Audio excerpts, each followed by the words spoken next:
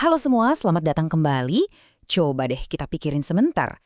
Kalau dengar kata pengorbanan dalam konteks pemimpin gereja, apa sih yang muncul di benak kita? Hari ini, kita bakal bedah Injil Yohanes pasal 10 dan menemukan bahwa ternyata artinya itu bisa jadi jauh lebih dalam dan lebih personal dari yang kita bayangkan. Yuk kita mulai. Oke, kita mulai dari pertanyaan yang mungkin sedikit nusuk ya. Pernah nggak sih ngerasa kalau gembala di gereja Anda itu perannya lebih mirip manajer perusahaan daripada seorang gembala yang dekat? Nah, pertanyaan ini sebenarnya menangkap inti dari masalah yang akan kita kupas tuntas hari ini. Nah, jadi apa sih sebenarnya tantangan gereja zaman sekarang? Kita akan lihat bareng-bareng kalau ada sebuah pergeseran di mana peran seorang gembala seringkali tanpa kita sadari udah mulai agak geser nih dari teladan yang seharusnya. Terus, apa dong yang bikin pergeseran ini terjadi? Nah, kalau kita lihat di sini, gereja modern itu kan organisasinya bisa rumit banget ya. Para gembala itu seringkali kejepit di antara tumpukan tugas administrasi dan target-target program.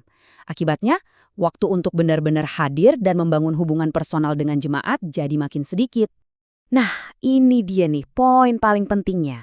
Ketika kepemimpinan jadi lebih soal struktur daripada relasi, ikatan personal tuh ya pasti melemah. Dan yang paling nyesek, dampaknya tuh justru paling kerasa pas jemaat lagi butuh-butuhnya, yaitu di tengah krisis atau penderitaan. Oke, sekarang kita bedah langsung yuk. Sumbernya Yohanes pasal 10. Di sini kita bakal nemuin sebuah definisi pengorbanan yang benar-benar beda dan kuat banget, yang bisa jadi bakal mengubah total cara kita ngeliat hal ini. Ayat ini, wah pasti kita semua udah familiar banget kan? Ayat ini jadi fondasi kita buat ngerti siapa Yesus sebagai gembala yang baik. Tapi seringkali kita menafsirkan ayat ini dengan cara yang sangat spesifik dan mungkin agak sempit. Iya kan? Begitu dengar kata memberikan nyawa, otak kita tuh langsung klik. Oh, ini pasti soal kematian Yesus di kayu salib demi keselamatan kita. Dan pemahaman ini nggak salah, itu benar banget dari sisi teologi keselamatan. Tapi pertanyaannya, apa benar cuma itu aja maknanya? Nah, ini dia core idea-nya, intinya dari semua pembahasan kita. Di dalam konteks Yohanes 10, memberikan nyawa itu ternyata bukan soal satu kejadian besar aja, tapi soal sebuah komitmen terus-menerus. Ini adalah praktik memberikan seluruh diri kita lewat sebuah kehadiran yang setia, terutama di saat domba-domba lagi merasa terancam.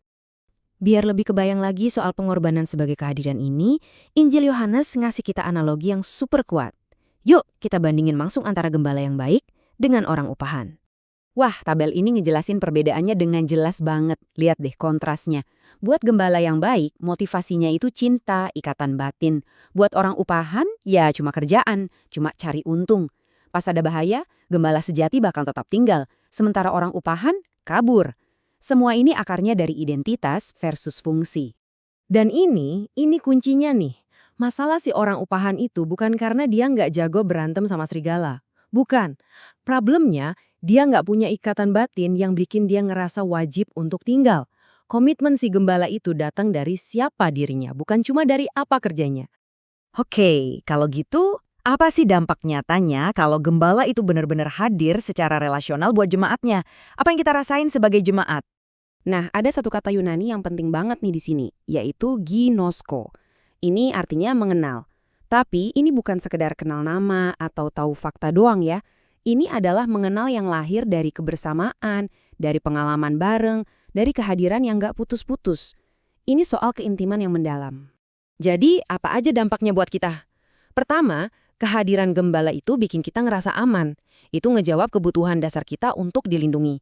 Kedua, dari situ kebangun deh ikatan dan kepercayaan yang kuat. Dan yang paling penting, kita sebagai jemaat jadi ngerasa benar-benar dikenal, ngerasa dilihat, didengar, dan dipedulikan. Terus gimana dong aplikasinya buat gereja kita hari ini? Apa artinya semua ini buat kehidupan bergereja kita sehari-hari? Yuk kita pikirkan bersama. Sering banget kita tuh kejebak di sini nih. Kita ngukur pengorbanan seorang pemimpin dari seberapa padat jadwalnya atau seberapa sukses program-programnya. Kita ngelihat kesibukan sebagai tanda pengorbanan. Padahal itu adalah ukuran yang fokusnya ke performa. Tapi Yohanes 10 itu kayak ngajak kita buat geser logikanya. Teks ini menantang kita buat ngeliat ulang. Pengorbanan sejati itu bukan soal seberapa banyak yang kita lakukan, tapi seberapa dalam kita hadir dalam sebuah hubungan. Bukan soal doing, tapi soal being. Nah, Ini pertanyaan buat kita renungin bareng-bareng. Model orang upahan ini bukan soal orang jahat loh ya. Seringkali ini justru karena sistemnya. Gimana caranya struktur dan tuntutan di gereja kita secara nggak sadar malah mendorong para pemimpin ke model yang fungsional ini, meskipun niat awalnya baik. Dan ini dia nih, beberapa tantangan spesifik di zaman kita sekarang. Birokrasi yang akhirnya ngegantiin hubungan personal. Media digital yang bikin ilusi seolah-olah kita deket, padahal ya cuma di permukaan. Pelayanan yang jadi sekedar tugas, bukan lagi hubungan. Dan kita salah mengira konektivitas sebagai koneksi yang sejati. Jadi, pada akhirnya pertanyaan yang paling penting itu bukan lagi seberapa sibuk si gembala kita. Pertanyaan yang sesungguhnya adalah seberapa hadir mereka bagi kita. Dan juga seberapa hadir kita untuk satu sama lain sebagai sebuah komunitas. Karena disitulah letak pengorbanan yang sejati.